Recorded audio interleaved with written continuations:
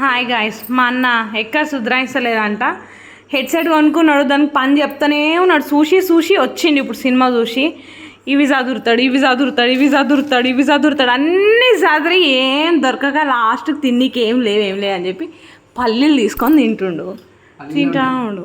పల్లీలు ఒకటే ఉన్నాయంట, ఏం వద్దు. పుట్నాలు కూడా ఉన్నాయి, పురుగులు ఉన్నాయంట. తింటావా? పురుగులు ఉన్నాయన్న అలా